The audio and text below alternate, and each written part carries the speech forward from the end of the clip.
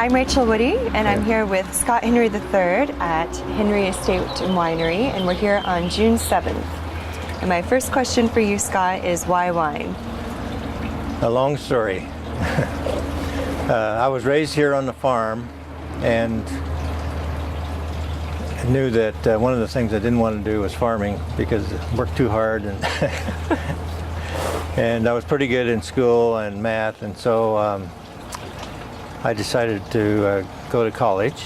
And as I looked at colleges and where to go, I was always good in math and this kind of thing, so I thought, well, maybe we'd look at engineering at Oregon State University. So I went up to the school, and I really didn't know that I wanted to do engineering at that time.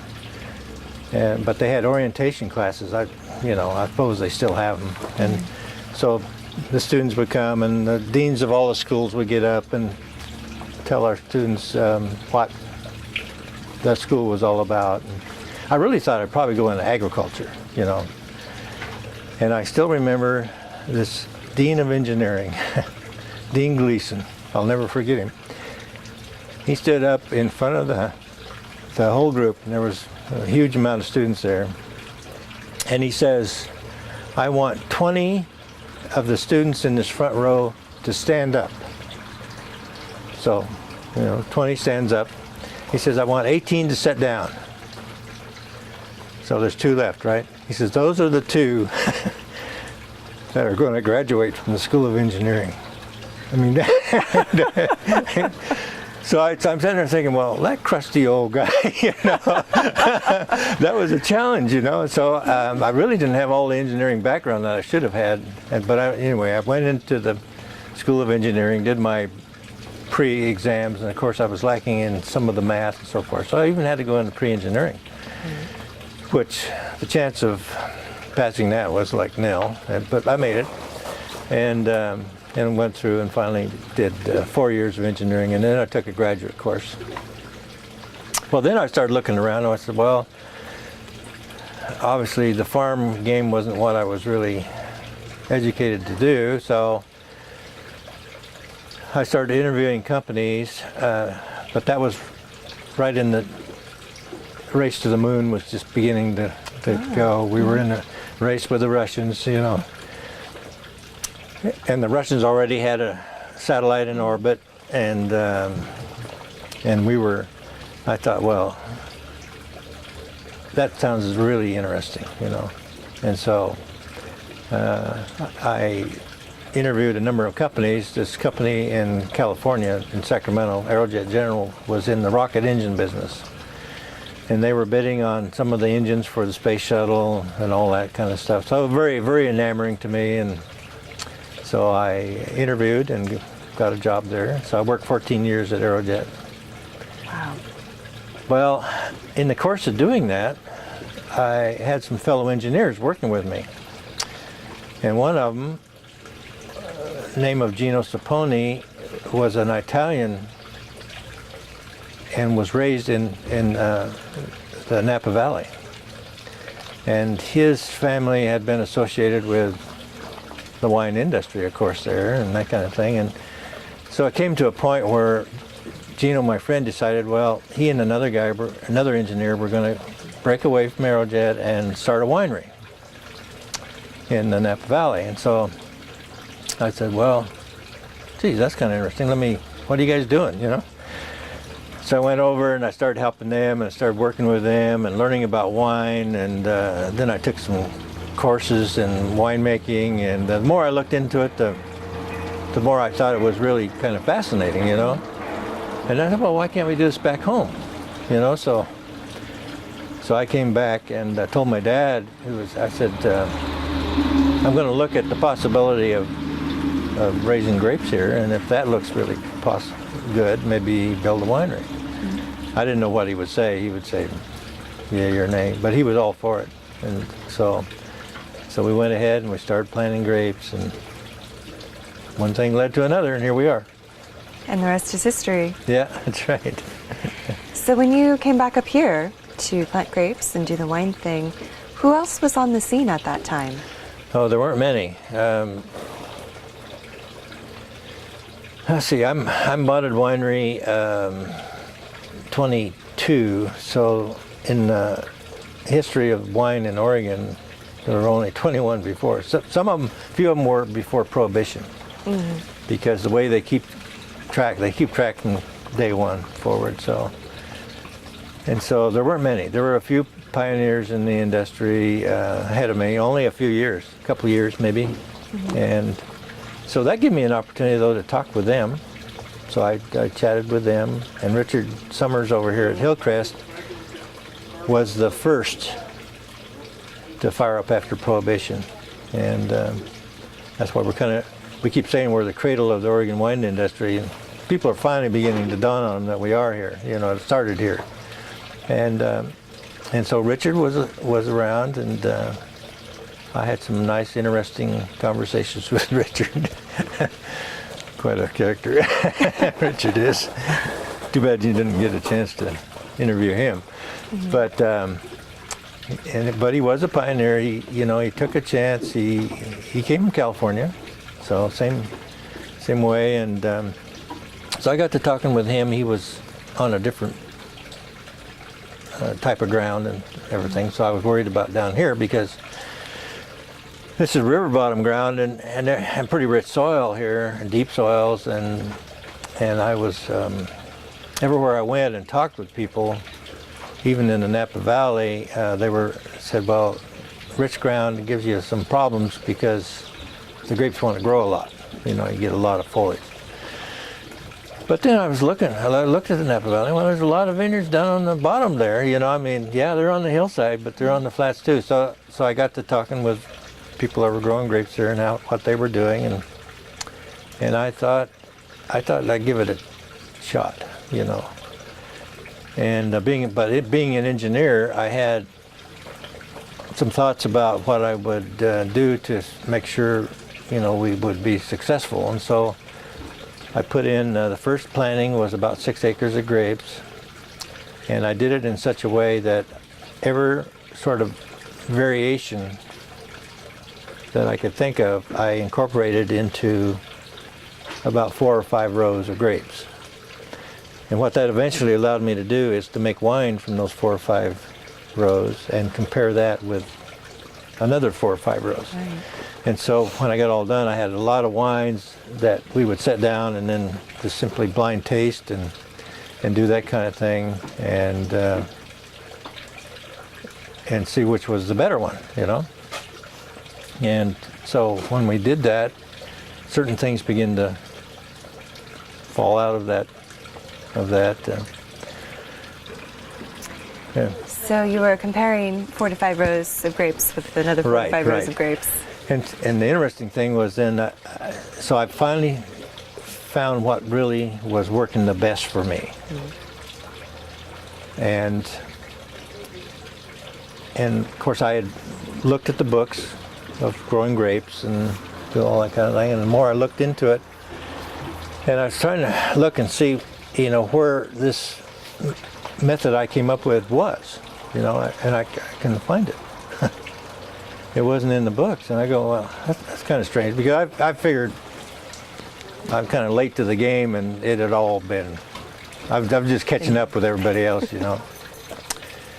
But we had a cool climate symposium in 1962, I guess it was. We had a cool climate symposium that we put together, because I was involved with the wine group here, and we had a symposium we put together in Eugene, Oregon, and we had experts from all over the world came in to talk about growing grapes, making wine. Oh, it was a great conference, And so I'm up there at the conference, and I'm listening to all the papers, and we had the people from France, we had Germany, we had Australia, we had New Zealand, you name it, we had them. It was wonderful. It was a great seminar. Anyway, we're getting near the end of it, and I hadn't seen. So I'm going, well, maybe did I miss something? They didn't say. So I went up to the guy. The guy from New Zealand was similar, but not what I was doing. and his name was Richard Smart, Dr. Smart, and I walked up to him and said, well, I'm Scott Henry here. I'm an hour south down here growing grapes, and I'm pretty rich ground, and so we've been working with that, and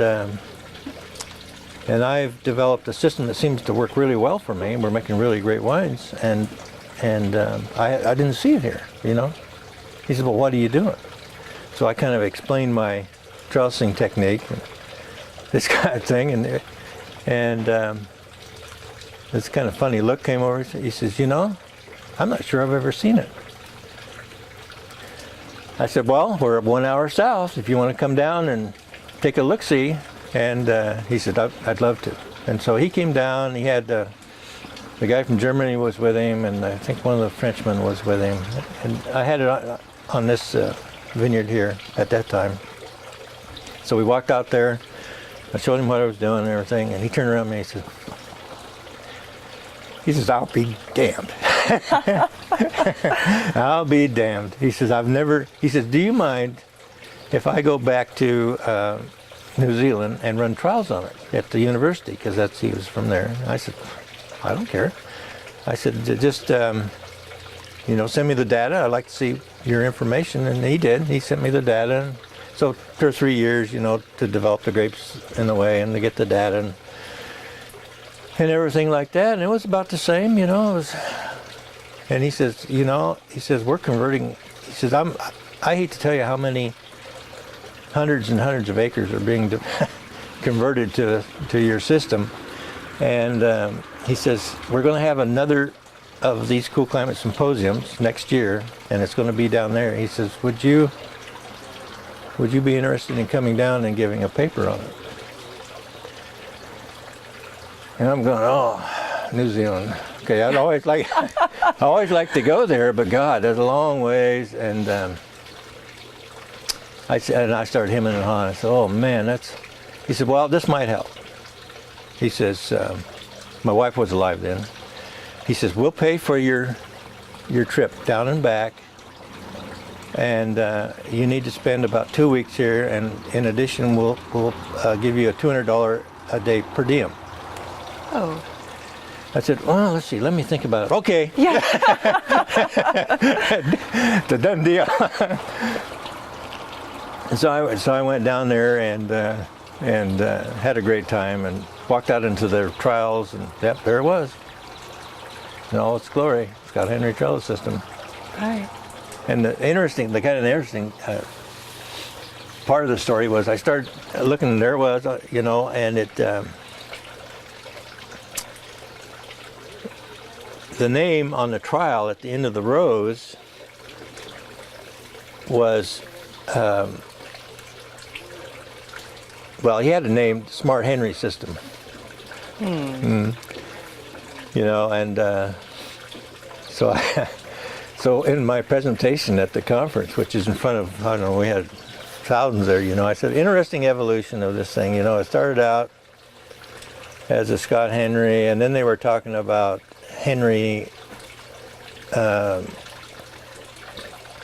version of Henry, like Henry Smart. And then when I got down here, I went to the trials, and on the end of the row it says Smart Henry. I said, well, I guess I'm doomed for extinction. And the place, of course, they all knew him. The whole place was in an uproar, you know.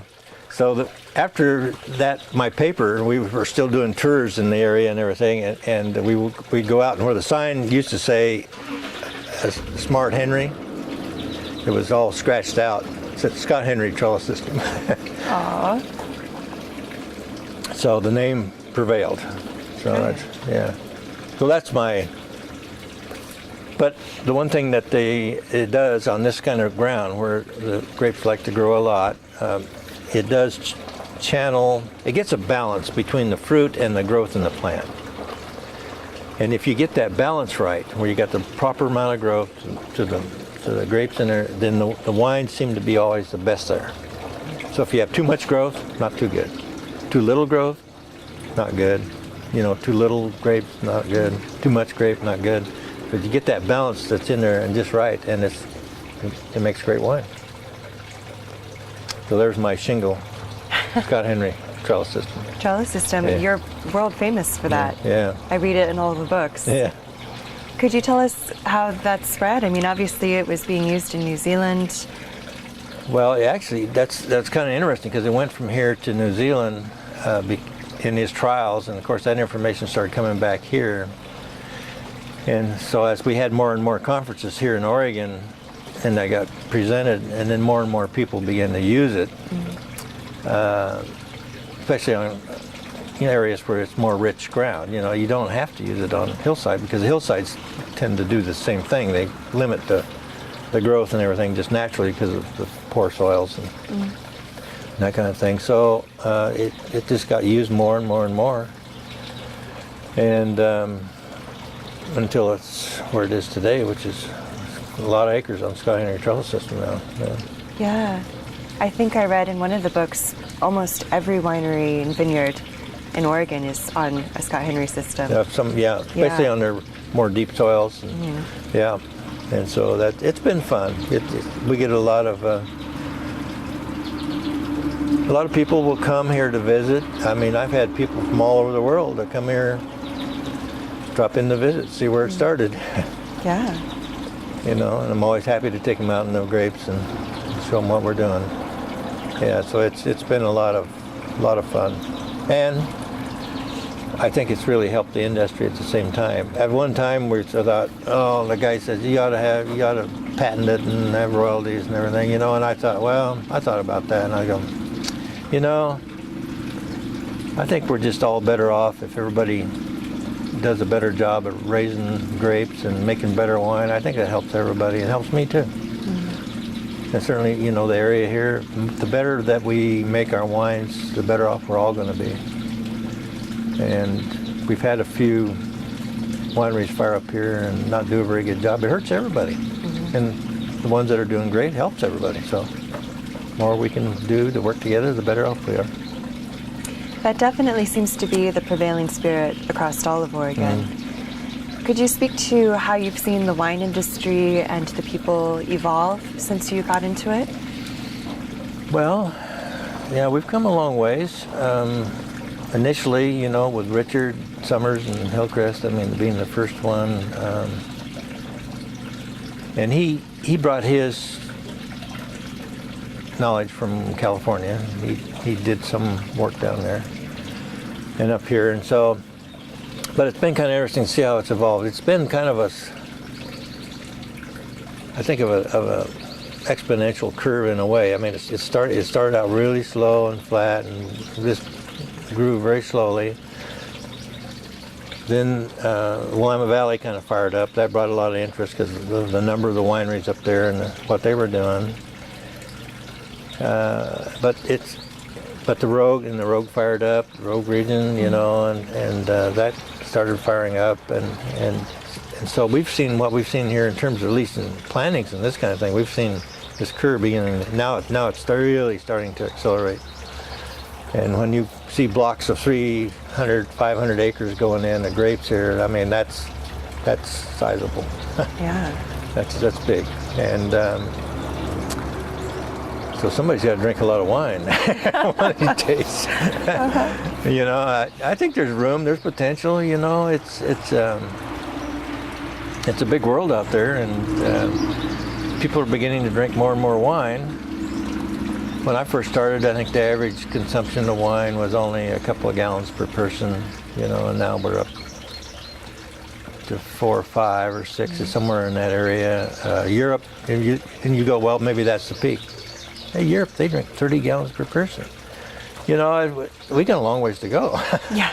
And we still got a society that likes to drink beer and whiskey and that kind of thing. And, and they're drinking more and more wine, but there's still a lot of growth potential out there.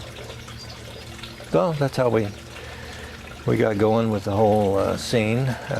I've really enjoyed working with the other people in the industry, and I've been on the wine board for 2 terms, and in fact I was on the first one. So the Oregon Wine Board, when it first fired up. Oh, right, okay. Yeah, and was somewhat responsible for getting that to go, because I was involved with the local industry here. And so we had a society here. We had a society in Willamette Valley. And I thought, it's really, we ought to get together. It's Oregon. Once you start selling wine outside of Oregon, it's Oregon. That doesn't matter. I mean, they don't really care where, it's got Oregon on it. I said, we really need to get together and work together, So we met at a little place on the freeway up in Salem, Oregon. And I had 3 or 4 of us from down here, and there was like 5 or 6 from the Willamette Valley, and we got together and we hammered out the foundation for the Oregon Wine Growers Association. That's where it happened. Wow. And so then we of course, it's grown dramatically since then, and it's been a large part of the success of Oregon as far as the name Oregon going out and being recognized by the rest of the world, which is really, really important. It's always easy to sell your wine in your backyard, but you can only sell so much. And as we started growing, we started looking out and finding other areas that we could market the wine, and marketing is a tough job. I mean, that's the toughest of all. I keep telling people, okay, raising the grapes, that's pretty tough. You got to know what you're doing. And then making the wine, that may be a little tougher. But selling the wine, oh my goodness. That's really tough. And as there's more and more wineries coming online, you've got more and more competition. There's so much shelf space out there. And so you've really got to work at selling. So we could see right away that Oregon, we weren't going to sell enough wine here with what we were trying to do. We couldn't sell it all here. We sell about 20% in the tasting room and another 20% in Oregon, 30% sometimes. The other half has to go somewhere else. And so we've developed out, other states. We're in about 12 other states and 2 or 3 foreign countries now. But they all take a lot of work to go. I always take the Hawaii account. I said, that's mine. Well, Cindy goes, well, how come you always get to Hawaii? I said, well, I don't know. It just seems like they need extra help over there, So she says, and then you get Jackson Hole, Wyoming. I go, well, yeah. they need help too, I said, but you can have the East Coast, because I'm not too fond of the East Coast. Too many people there. So anyway. That's what we've done. And so everybody in this winery is involved with marketing. So everybody has their place. They get all involved with even local presentations of wine or sales. They all have their little areas that they sell wine to support the distributor. I feel that's really, really important. That a guy can get back in the back here. My winemaker can get lost in just making wine and forget about the person that's drinking the wine, and he can get very easily oriented to the wines that he likes.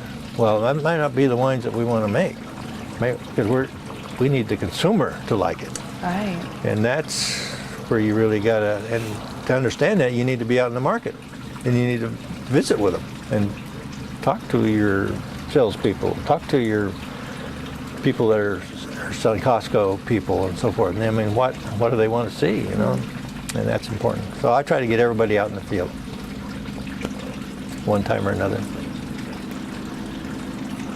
That's been one of the, related to a question we've tried to ask everyone, is for Southern Oregon especially, it's, Umpqua, land of 100 valleys. Is it land of 100 grapes? Can Southern Oregon have a grape like Pinot Noir, or should it try and just have one? What are your thoughts on that? No. Well, the Umpqua Valley is a little bit of a dilemma until we kind of learn more and more about the areas, because we start, of course, the river, the Umpqua River, starts at Crater Lake and it empties into the ocean. And as you come down through the valleys and get closer and closer to the ocean, we get cooler and cooler. until finally you get close to the ocean, it's too cool. You can't get the grapes to ripen. And so over the years, what's happened here is that the growers, by growing grapes here and making wines and everything, we've determined, what kind of climates everybody's got. I'm really cool here, very cool, because we're looking at where the river cuts through the coast range. So I get the coastal breezes every afternoon, and they're fairly cool, and so when you start looking at the data, like degree days, and you can kind of begin to see where you're at in terms of the world of wine, we're really on the cool side. By the time you get in past Roseburg and south of Roseburg, it's very, very warm. And so now you're getting into the warm climate grapes, which I can't even get. They don't work very well here.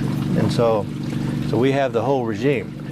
But it's interesting in a way because we can produce great wines from all these different regions. The negative side is that we're not known particularly for a particular type of wine. It's like the Willamette Valley is pretty much zeroed in like on Pinot Noir, because that whole valley is about the same, and it raises great Pinot Noir. Well, we do too here because we're cool. Like if you look at our climatic data and compared to, let's say, Eugene and that area up in there, it's very similar. But as you get past Roseburg, it's not. It's they're more akin to Eastern Oregon and some of that stuff. So, but getting that story across is kind of hard. We've, when you sell wine in other parts of the United States, they don't really, they can't understand that, how you can have both, a great Syrah and a great Pinot Noir from the same wine growing region. I mean, you don't do that. Right, right. Yeah. And that's tough. They don't, and it takes a lot of explanation and working with them. Yeah. And but that's been fun. It's been it makes a good story. That we can do. It's 100 valleys of the Umpqua, and I told her, I said we can make a different wine in every valley. Really. Yeah. So it's kind of an interesting area to do that in, and so we'll see. We got a lot of new plantings going in. There's hundreds and hundreds of acres going in down here, and I think it will be great. Mm-hmm. As they come in and start making wine and doing that kind of thing, they'll give us more and more of a name. I mean, there's significance to size. Yes. So the more volume that you have, the more gallons you can say, that we're producing here, then the more people pay attention to you. Mm. But I think our mark has been made. I think even in the foreign markets that I'm kind of associated with, they're beginning to know not only Oregon, but Umpqua Valley is different than Willamette Valley. They're beginning to sift that thing out. And you can find their little sections. They're starting to show Umpqua Valley sections, so it's fun. It's fun working with them. Where do you see the industry going? Oh, we're just getting going. Mm-hmm. It's like I said, you think, well, we've reached our peak. You see all these vineyards going in and a lot of wine being produced and everything. But when you throw that onto the market, the scene for the world, it's nothing. Right. We're still a very small part of what's being done, and I think there's a lot of room yet. I think the economy has kind of held us back a little bit. Otherwise, I think we'd be growing even faster. Mm-hmm. And I think once the economy turns around and we get that in better shape, you're going to see a lot more growth. Let's see if I can live long enough to see it. Could you tell us how your children grew up with the vineyard and the winery and how they're involved now? Yes. They've all spent their tour of duty out there. They don't have any choice. Right. And I got pictures of going way back where we were watering grapes with a tank on the back of a trailer, and I had my two kids out watering, and another one was driving the vehicle. And You know, it's kind of interesting. The families growing up here, some of them are took to the wine and the grapes and everything. My son now is he's firing up a winery on his own and doing that kind of thing. So very involved. One daughter is Cindy's in charge of the whole front end of the winery, the office, and runs the tasting room and all that kind of stuff. So she's really committed. I have one other child, a daughter, the youngest daughter, and she was working here too all the time. And then I had a guy that came through, and I hired him to help me for a while, and I said, time out here, because they were talking about going and getting married and moving away, and I said, no, not that wasn't part of the deal here. But anyway, that's happened, and so she's moved up to Portland area. In fact, I'm going up later on today to see her. One of her kids is graduating from high school, so good. So I'm going to go up and be there for it. But anyway, so most of the family's still involved with wine. Sherry's doing her own thing up in Portland now. But anyway, it's been a family project, and on our material we'll say, it's family operation, which it still is. So we're very proud of that. So who else should we be speaking to? Down here? Yeah. In terms of other wineries?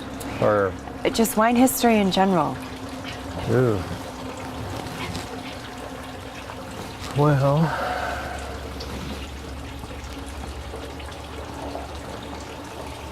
the ones that go back, so you've talked to Girardet? Mm-hmm. Yeah. Some of them go back quite a ways. Trying to think who's alive yet.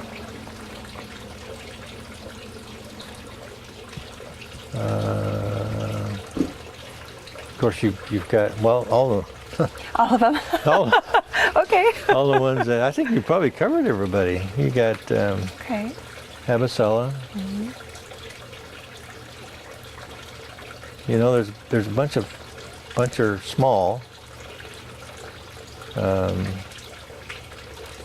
some of them are just getting started. So I don't know about them. Nothing comes to mind that. Okay. Well, if you think of anybody, you have my number. You've covered most everybody. So. Okay. Is there any questions that I haven't asked you that I should have, or any final thoughts you'd like to leave us with? I can't think of any offhand. If you had it to do it over again, would you still get into wine? Oh yeah, I would. Yeah. It's been an interesting endeavor. It hasn't been easy, I can say that. It's still not easy. In this day and age, it's difficult out there, especially with the economy. I think that's the main culprit right now. So, and I can't blame people. What we do here is we make several tiers of wine. Like in Pinot Noir, we actually make 3 tiers, different levels. Mm-hmm. What happens in times like this is that people don't have the money.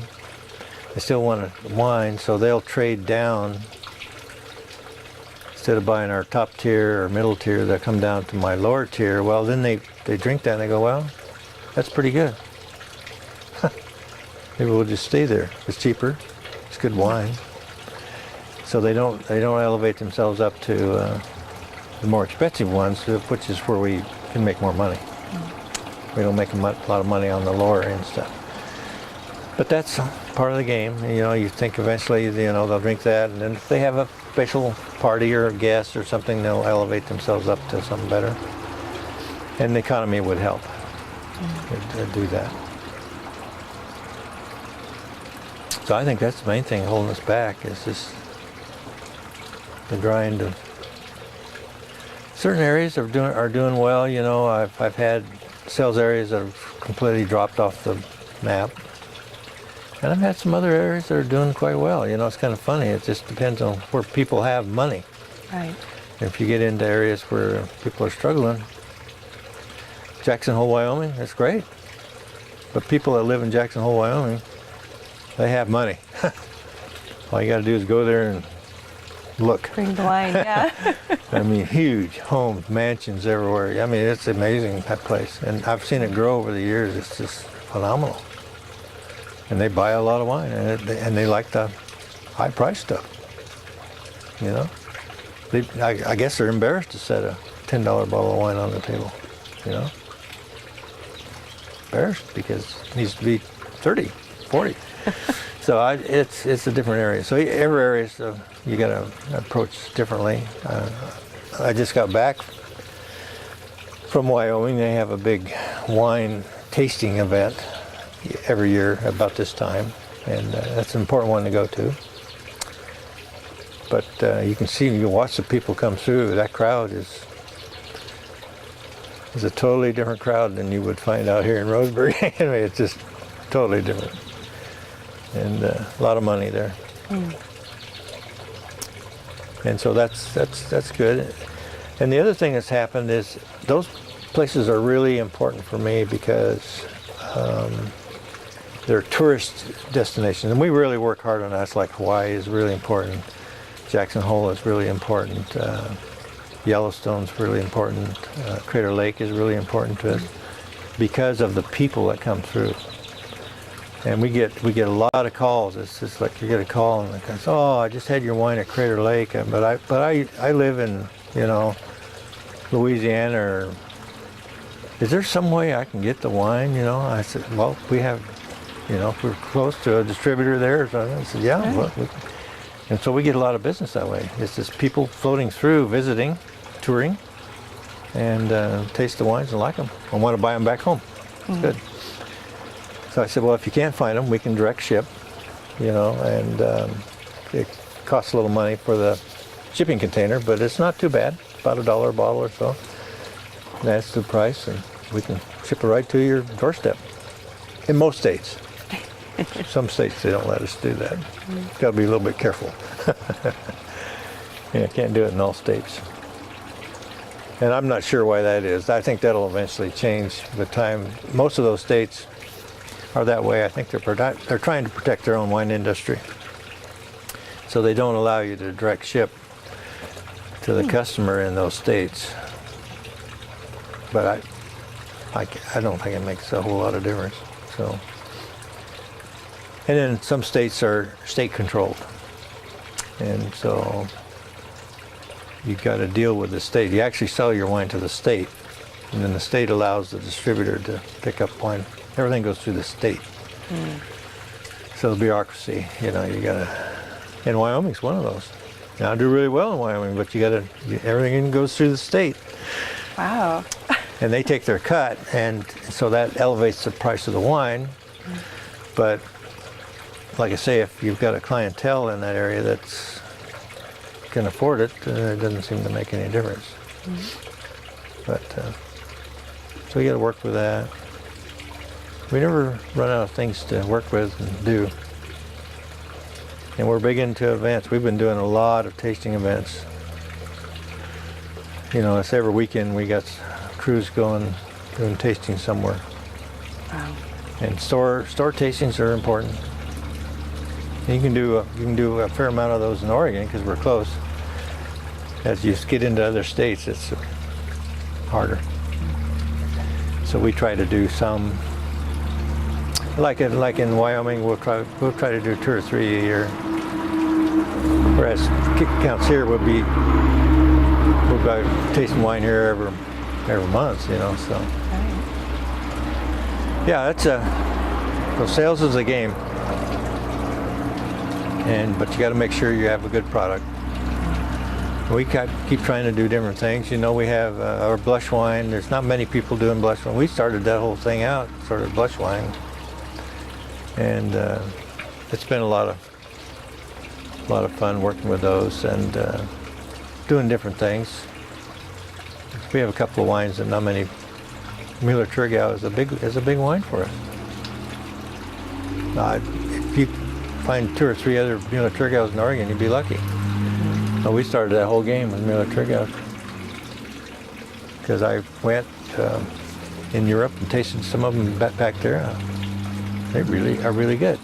The trouble and the beauty of Müller-Thurgau, each grape is a little different. I said, well, why doesn't California make oodles of Müller-Thurgau? Well, it turns out that to get the real spicy, flavorful character in the Müller-Thurgau, you have to have a cool climate.